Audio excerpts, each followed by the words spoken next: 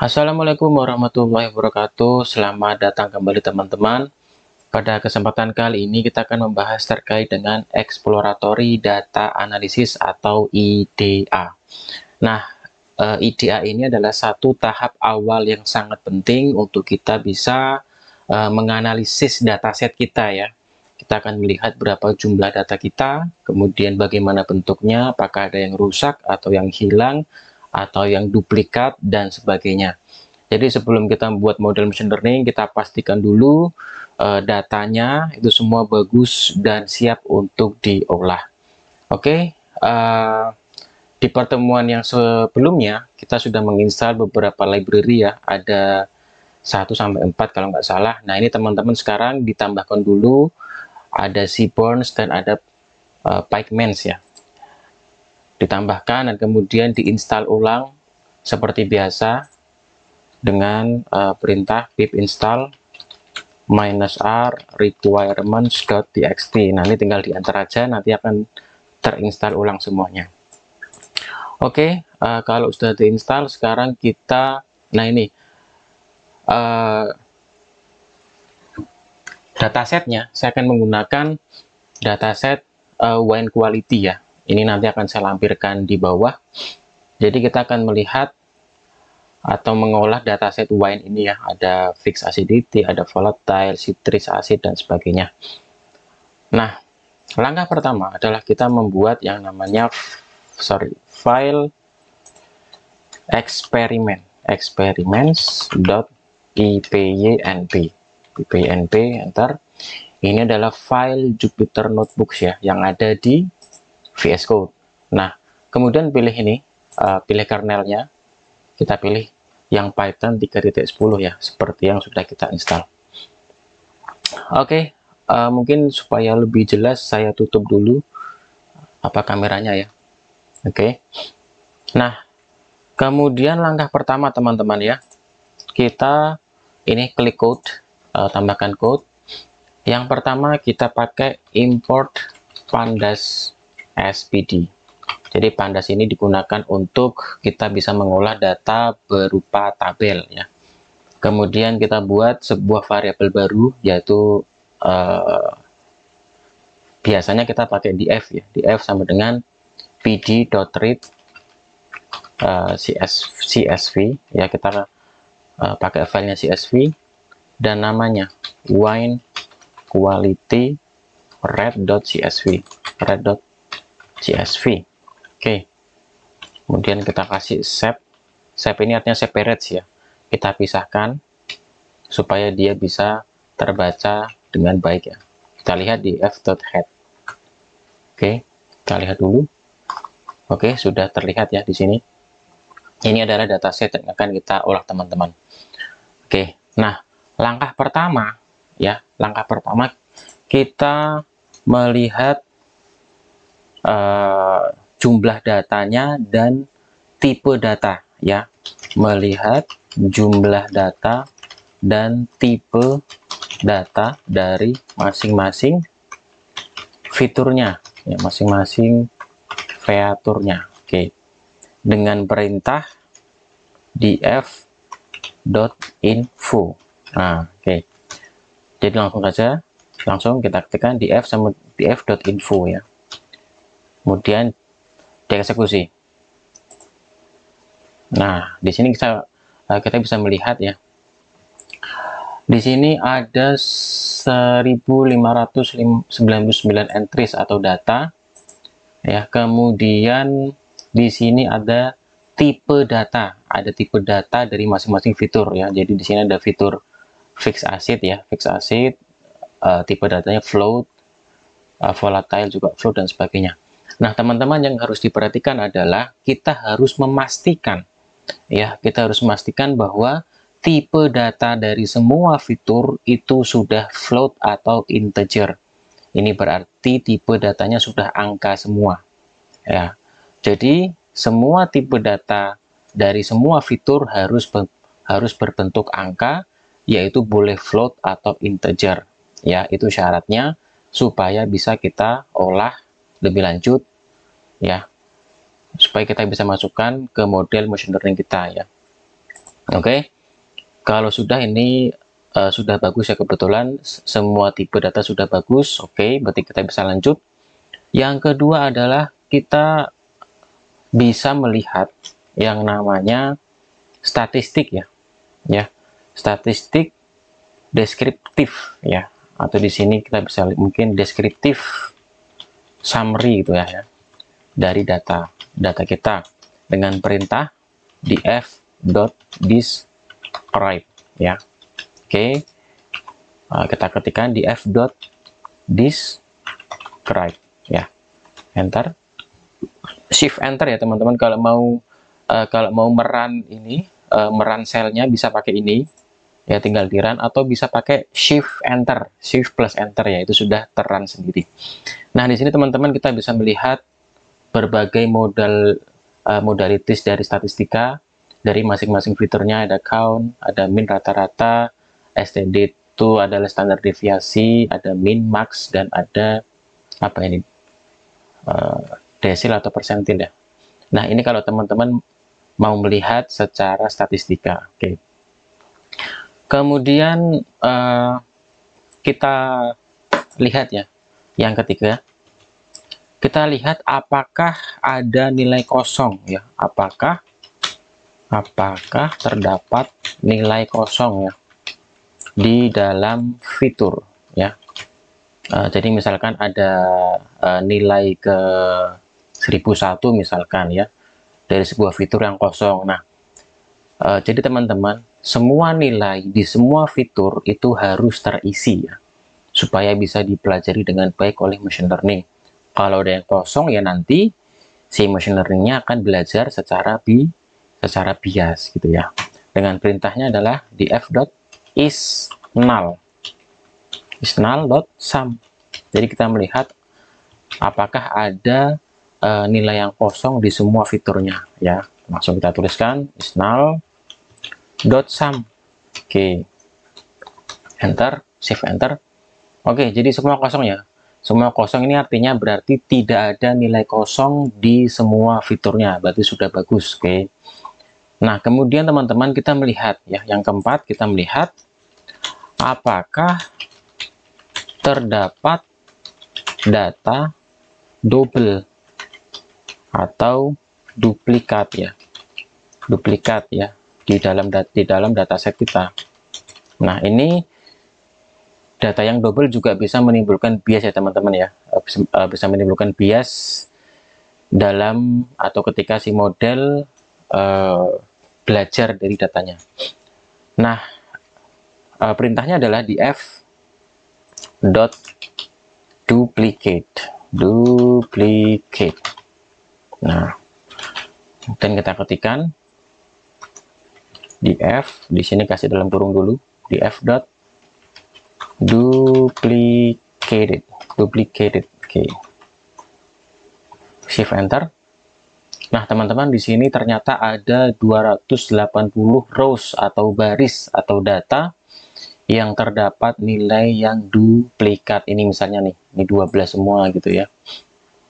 Oke, kita akan selesaikan ini. Kita akan coba selesaikan dengan cara kita drop atau kita buang ya. Kita membuang data yang duplikat ya, duplikat. Oke. Caranya df.drop duplicate ya, in place true. Jadi kita mau simpan ya secara permanen ya, in place true. Oke. Shift enter. Oke. Nah, sekarang kita lihat jumlahnya. Tadi kan yang duplikat ada 240 ya. Kita lihat di F-shape jumlahnya menjadi berapa ya, di F-shape. Nah, menjadi 1359 ya. Kalau ditambahin 240 ya kira-kira sama kayak tadi 1500-an ya. Dari ini kan datanya kan sekitar 1500-an ya. 1060 lah. 1600, sorry. 1600 ya. Kemudian ada yang duplikat 240 ya. Kemudian kita buang, jadinya ada sekitar 1400-an. Oke. Kemudian kita bisa melihat nilai korelasi. Ini berapa berarti? 45 ya. Kita bisa melihat nilai korelasi ya, antar fitur ya dengan perintah df.core correlation ya. Kita langsung ketikkan df.core. Nah, ini teman-teman, nilai korelasi antar fiturnya ya. Jadi yang namanya korelasi, kalau dia bernilai 1 berarti dia berkorelasi positif sempurna gitu ya. Kalau dia mendekati 0 berarti dia tidak ada korelasinya. Kalau dia bernilai min 1 atau mendekati min 1 berarti dia berkorelasi negatif. Oke. Nah, kemudian teman-teman kita bisa sajikan nih nilai korelasi dari fitur ini dengan cara yang lebih bagus ya, supaya lebih enak dilihat. Nah, di sini kita import matplotlib, matplotlib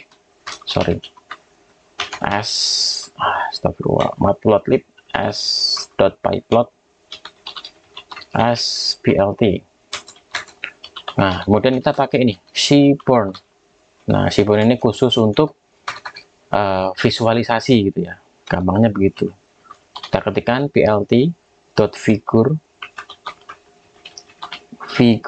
ya, kita atur fix size-nya dulu berapa. Misalkan di sini saya pakai 12,6 ya. Nah, kemudian SNS yaitu Seaborn-nya kita pakai heatmap ya. Kita masukkan div core-nya, div correlation ya. Kita kasih annotation-nya. Oke. Eksekusi. Boom. Oke. Jadi ini teman-teman nilai korelasi yang supaya lebih enak dilihat ya. Jadi semakin semakin putih warnanya ya. Semakin putih warnanya berarti dia semakin berkorelasi positif. Semakin hitam warnanya dia semakin berkorelasi negatif. Iya betul, negatif ya. Atau berkorelasi kebalikannya. Oke, kemudian kita bisa melihat juga yang namanya, ini keberapa berarti ya?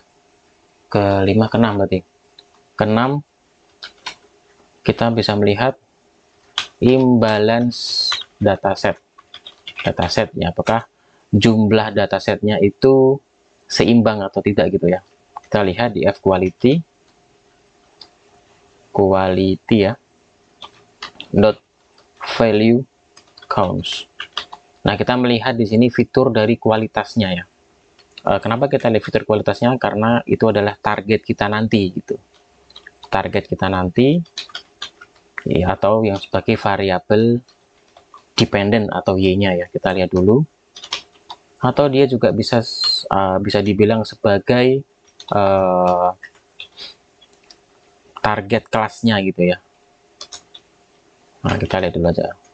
Wine quality. Ini buat aksis X-nya tuh. Sekarang buat aksis Y-nya, ya label jumlahnya ya, count-nya plt.show. Oke. Jadi teman-teman kan di sini ada ini nih fitur ya. Ada fitur. Nah, ini fitur kan ada fixed acid, ada volatile sampai ke quality. Ini semua kan fitur. Nah, nanti ke depannya kita akan tentukan ada fitur yang sebagai variabel independence atau prediktor, dan ada fitur yang sebagai target atau dependentnya. Nah, di sini yang sebagai targetnya yang akan kita prediksi gitu ya, itu adalah quality ya. Adalah quality-nya. Ya, di sini ya.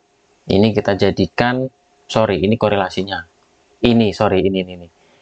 Jadi fitur quality ini yang akan kita jadikan sebagai target kelasnya. Nah, di sini kan 5 itu artinya berarti dia kualitasnya itu tingkat 5, gitu ya. Nah, ini kita lihat apakah nilai kelas-kelasnya itu seimbang gitu ya. Apakah nilai kelasnya seimbang. Nah, ternyata di sini ternyata ada 6 kelas ya. Kelas 3, 4, 5, 6, 7, 8. Nah, ternyata di sini tidak seimbang. Nah, nanti ada teknik tersendiri ya untuk kita mengatasi imbalance dataset atau dataset yang tidak seimbang. Itu biasanya kita bisa pakai smooth dan lain-lainnya, tapi itu nanti di luar video ini. Kita lihat dulu aja cara untuk IDA-nya ya. Oke, kemudian kita bisa juga melihat ini. Kita bisa melihat secara lebih luas lagi ya. Kalau kita mau melakukan analisis yang namanya univariat ya, univariat atau bivariat ya, variat atau multivariat. Nah, kita bisa gunakan langsung sns.pairplot.df. Ini kita lihat secara visual ya, berfitur seperti apa gitu ya.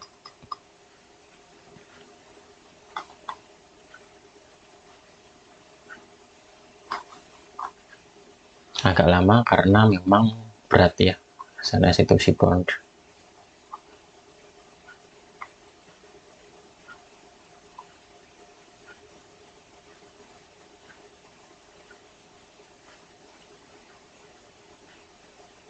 Oke, kita tunggu dulu.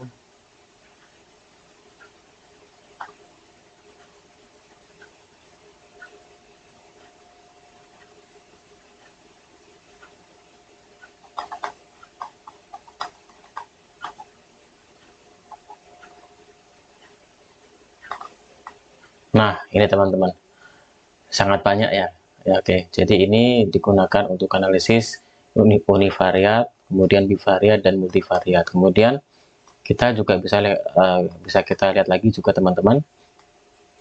Kita bisa plotting fitur yang kategorikal, plotting kategorikal fitur ya, atau fitur-fitur yang berbentuk kategorikal. Pakai sns.categorical plotting.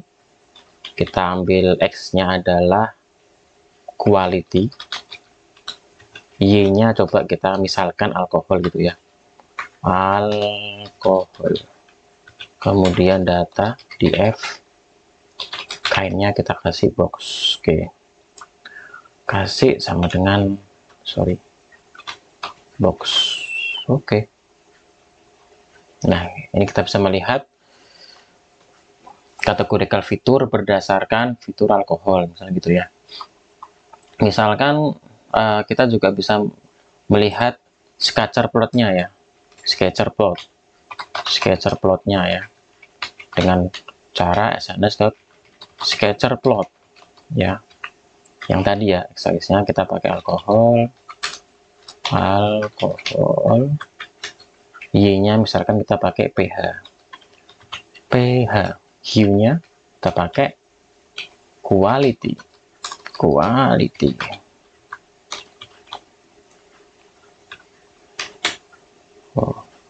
Datanya kita pakai df. Oke, kita lihat scatter plotnya.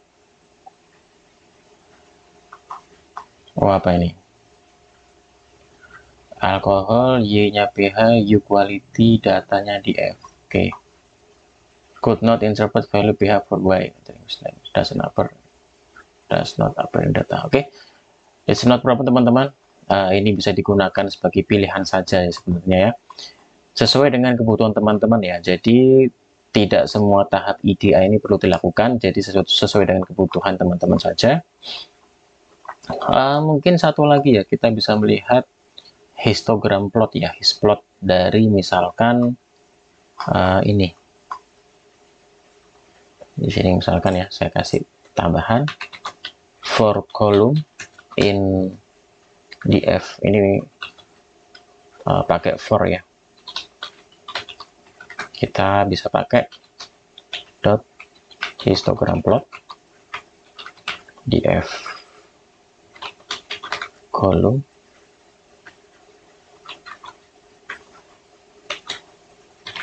GDA nya kita pakai true. Oke.